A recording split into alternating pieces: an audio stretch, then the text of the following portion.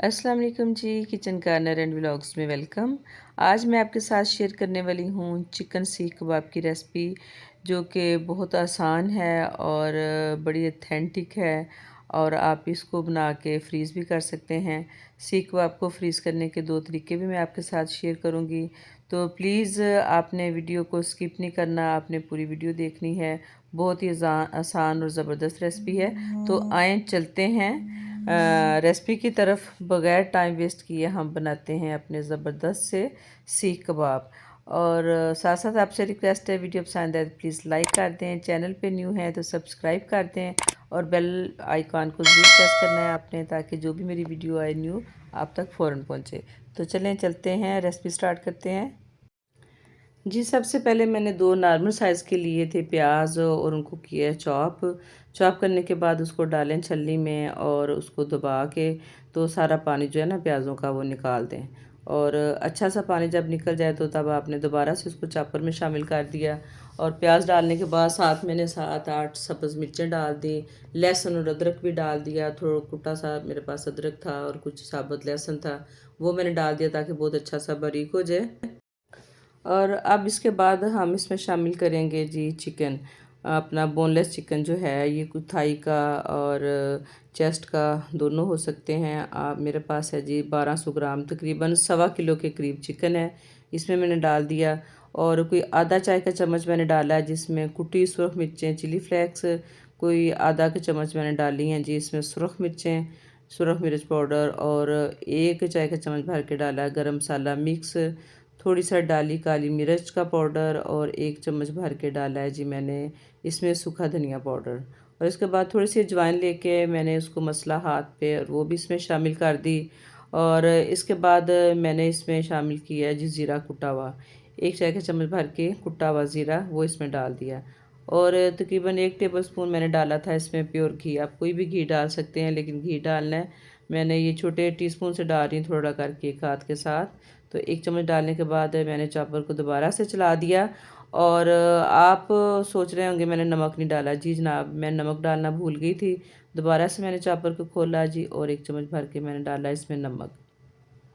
दोबारा से चॉपर को चला दिया और बड़ा अच्छा सा बारीक सा हमारा जो कीमा है वो ये तैयार हो चुका है सारी चीज़ों के साथ मिलके। और फिर छोटा सा मैंने कबाब बना के ना इसको फ्राइंग पैन में मैंने बनाया, और नमक मिर्च चेक करने के लिए कोई मिर्च मसाला जो कम हो तो आप इसमें और डाल सकते हैं। तो जी जनाब, बड़ा अच्छा सा कीमा जो है ये हमारा बन चुका है। इसको हमने बाउल में निकाला और प्लेट दे के रख दिया फ्रिज में। कम से कम 1 घंटा आप ज़रूर रखें। मैंने कोई 2-2.5 घंटे रखा था फ्रिज में, और उसके बाद जब मुझे ज़रूरत पड़ी फिर मैं निकाला और अब मैं बना रही हूँ कबाब। बिस्मिल्लाहिर्रहमानिर्रहीम। हाथों को थोड़ा सा लगाया ऑयल, और मैंने लिया है जी स्पून लंबी डंडी वाला, इसके साथ मैं बनाऊँगी कबाब।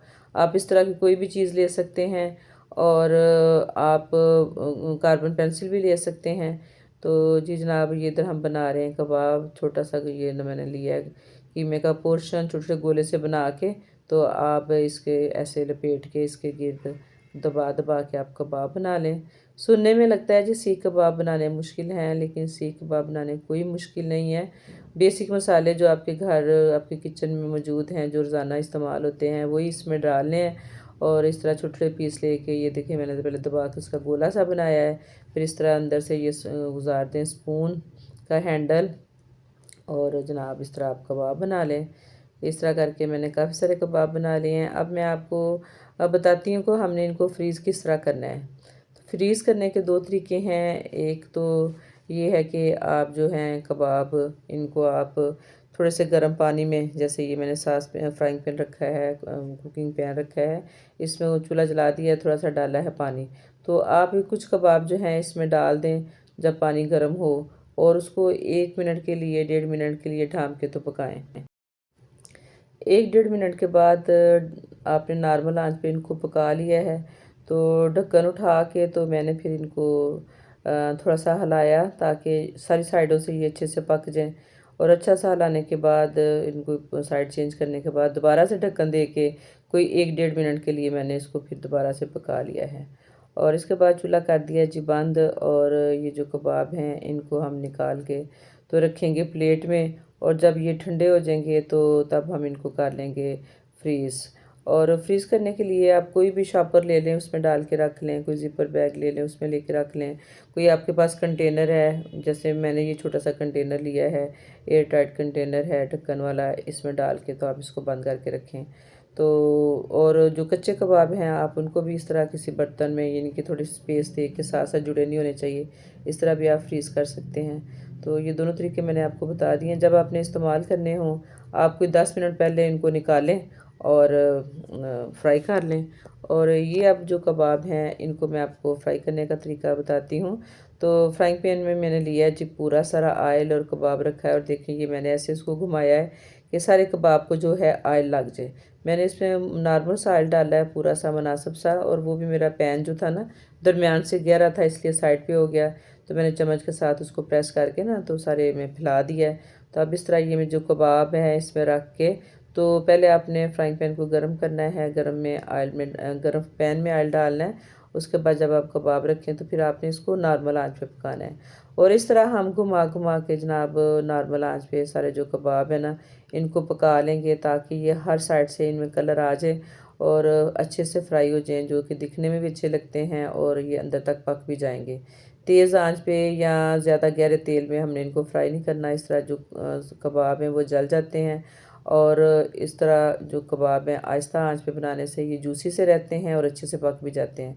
ये देखिए बड़ा खूबसूरत सा गोल्डन सा कलर आ गया है। तो अब हमने इनको कर लिया जी डिश आउट। तो मज़ेदार से कबाब जो हैं ये हमारे तैयार हैं, और मैं अब आपको तोड़ के दिखाती हूँ। ये बड़े ज़बरदस्त किस्म के कबाब हैं और अंदर तक गले हुए पके हुए, और माशाल्लाह माशाल्लाह बहुत ही मज़ेदार, बहुत ही मज़ेदार। जो आप बाज़ार से लेते हैं फ्रोज़न फूड, उससे बहुत ज़्यादा मज़ेदार कबाब जो हैं ये आप घर बना सकते हैं। आपके पैसे की भी बचत है, और साफ़ सुथरी चीज़ों से आप बना के रखें, खाएँ और मेहमानों को भी आने पे पेश करें। रेसिपी पसंद आए तो प्लीज़ प्यारा सा कमेंट ज़रूर कर दीजिएगा। अल्लाह हाफ़िज़।